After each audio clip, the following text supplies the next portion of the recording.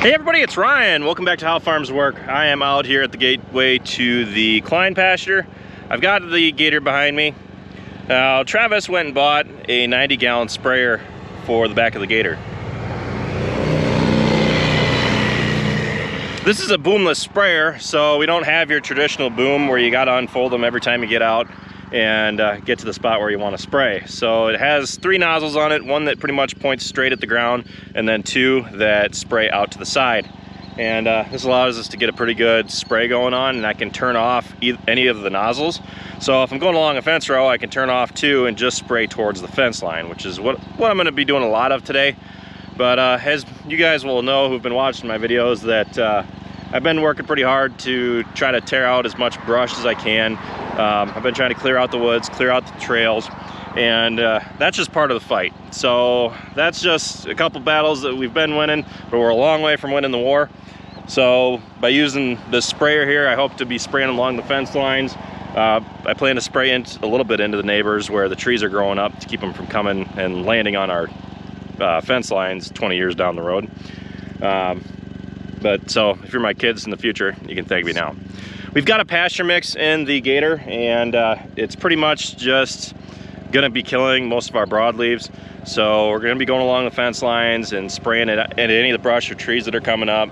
And overall, it's a good spray to be putting down where you don't have a lot of grass growing, which is why I'm gonna be trying to spray down the trails, because I wanna be killing off a lot of that underbrush and a lot of those thorn bushes and stuff that are coming up. So I'm gonna open up the gate, pull on through, and I actually already did the fence lines once, but I was going too fast and only some spots really got burned off. Plus, we had a heavy rain immediately following, and to me it seemed like it didn't do quite so much. So I'm gonna be driving slower, and it's raining now. Anyway, that's not gonna stop me unless we get a downpour, but it is getting heavier. You kidding me? I mean, I'm not complaining because we need the rain.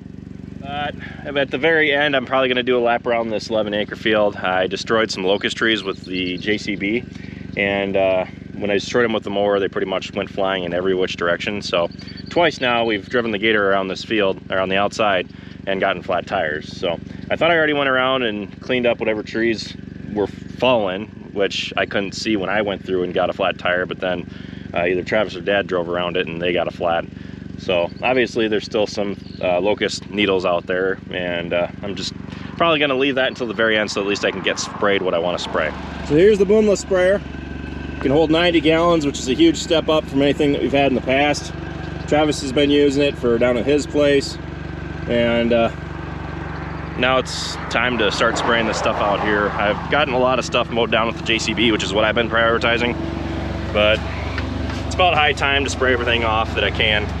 You generally want to spray earlier in the season because you want to stop a lot of that woody growth compared to spraying late in the year. That'll help ensure that you're actually killing the stuff off. Now I'm going to be prioritizing the fence lines, so I'm going to shut off this one and this one. Those 2 are off, this one's on. Angle that up a little bit. I'm going to be spraying out of the back first, which is controlled by this one here, which selects which tank we pull from. Pull it out of the back. We're going to be using the sprayer and not the hand nozzle. It's rigged up front so that we can just flip a switch and it'll turn on. So let's go ahead and start spraying the fence lines.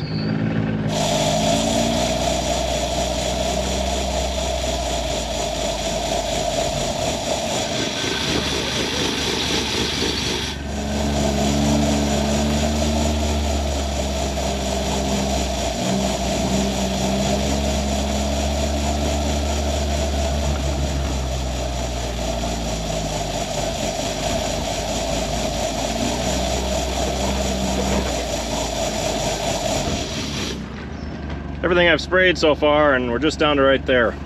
When you can turn off 2 of those nozzles and just spray out in one direction and spray selectively, you can really go pretty far.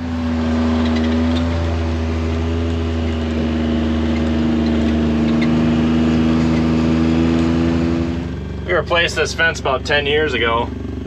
And I sprayed it once before. You can see that the leaves are falling off there.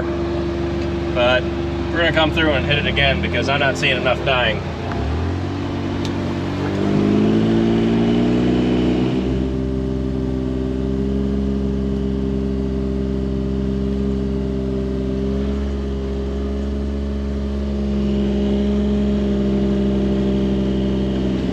It really did the job the last time I sprayed this. I'm paying extra emphasis though this time on the fence line.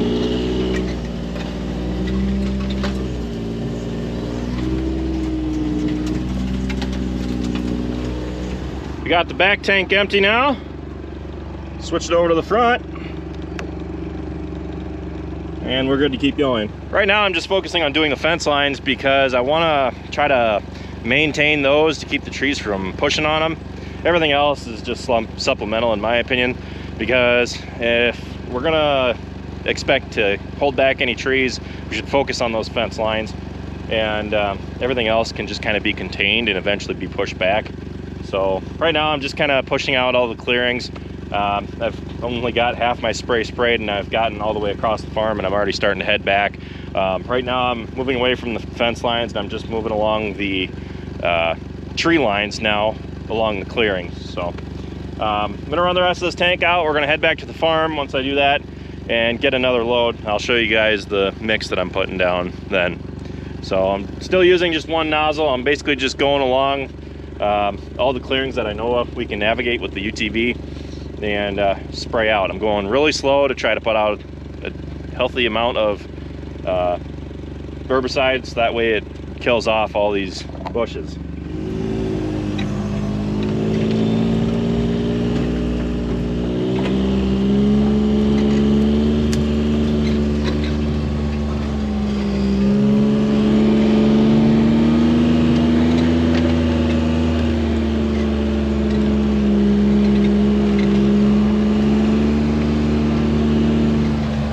Those bushes are wilting, but they're not dying.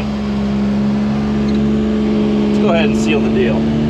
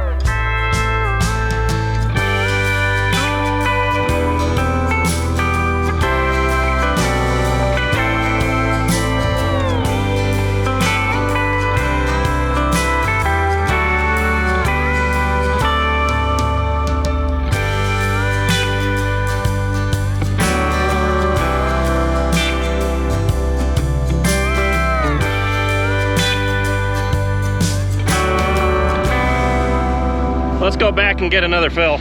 So we're putting 16 ounces per tank, so it's 32 ounces for the whole 90 gallons of this Choice Trio, which is just a water conditioning agent. So just to keep calcium out of the tanks. And then this is Duracor, and this is what we're spraying.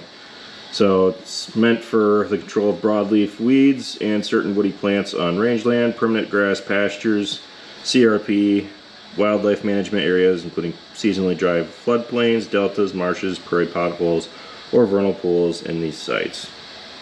So we're putting 32 ounces of Duracor for the whole 90 gallons as well. This stuff looks a lot like tomato juice or chocolate milk. Kind of smells like chocolate milk too.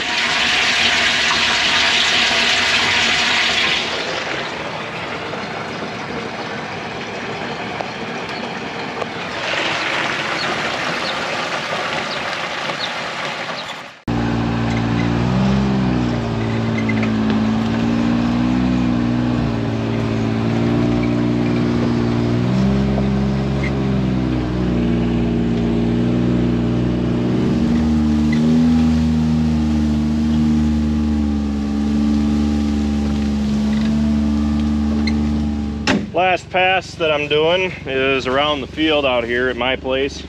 I'm trying to push the trees back with the JCB, and it just kind of helps being able to take anything that is growing with a broadleaf out with the sprayer. So I just sprayed down in that little area down in the woods. For some reason I can't get that to grow up to anything other than ragweed and nettles, so hopefully that'll do that some good. By spraying this, I'm hoping that grass will be able to kind of take its place with all the weeds. I just finished up spraying for the day. I did 3 tankfuls, and that works out to be 270 gallons worth of product. Now that Duracor is pretty much just 2,4-D, so it shouldn't kill the grass if I put it out at the right rate.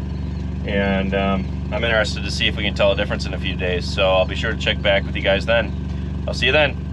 It's now been 2 to 3 weeks since the first and second application of the Duracor, and as you can tell on some of these thorn bushes that it really did the job. However, I am a little bit disappointed in how much it torched this down, whether I wasn't mixing it hot enough or what, because this had 2 applications, and there's still some areas that honestly need to be gone through and hit again. But that might be due to the fact that the brush in those areas was so thick that the spray couldn't get all of the undergrowth and all of the leaves that weren't exposed directly to the spray. But it did a pretty good job here, and along this fence line, I mean, I think that it's doing a pretty good job at torching things down.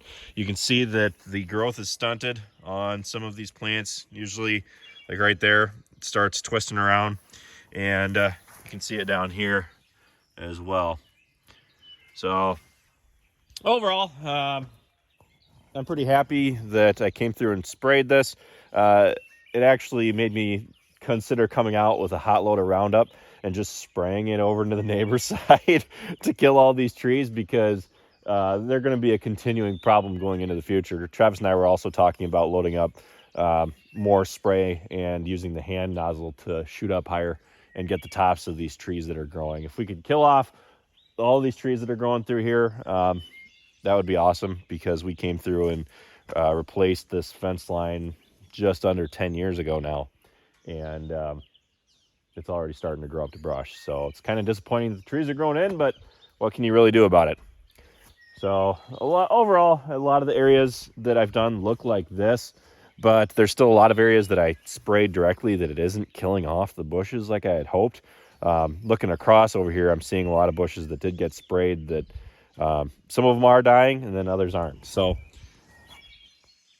I'm going to continue to do it in the future. You can see the bushes over there on the left are kind of torched, and then we come down over here and these bushes are doing fine. I sprayed all of these directly, and then we come back over here and then there's more that are dying.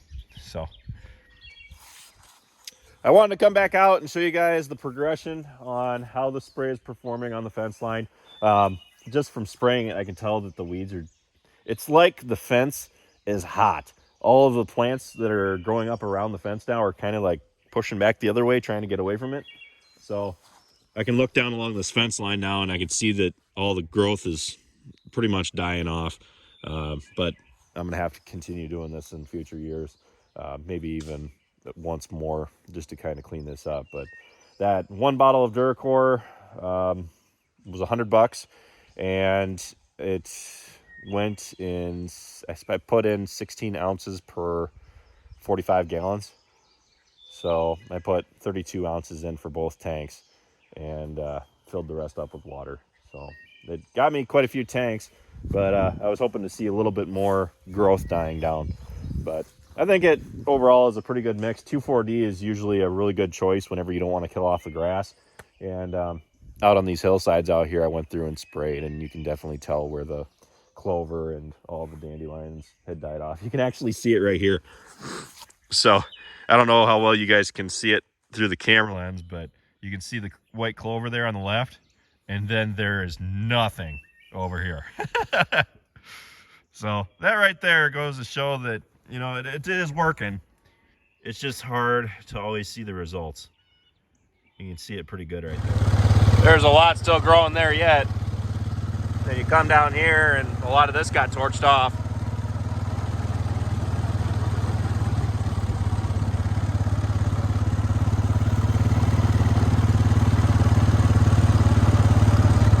This is another spot where you can see the spray reach from the fence line over to right about here.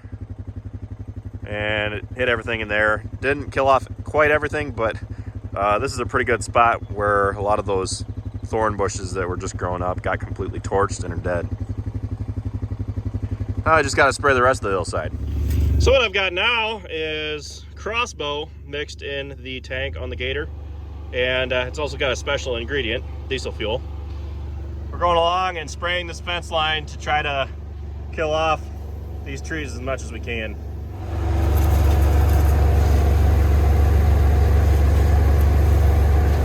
What I like about this is that you can switch it to spray more and broadcast and a spray. It's pretty neat.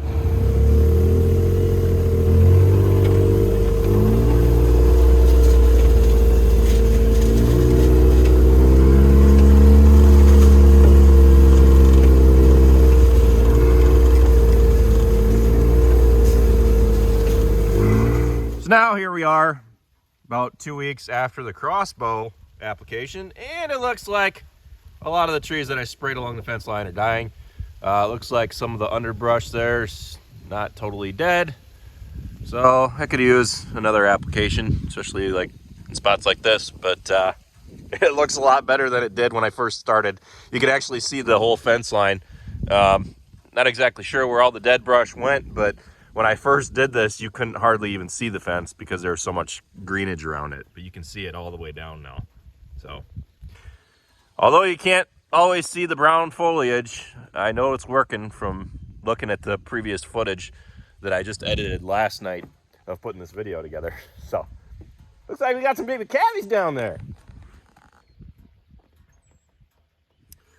I'm out here looking for the neighbor's bull. He just called me this morning and said that he can't find his, so there's a good chance that he's in mine. I don't know what it is. Maybe the grass is always greener on the other side, but I'm right in the middle of 3 different people who are putting bulls out in their pastures, and the neighbor's bull got into ours.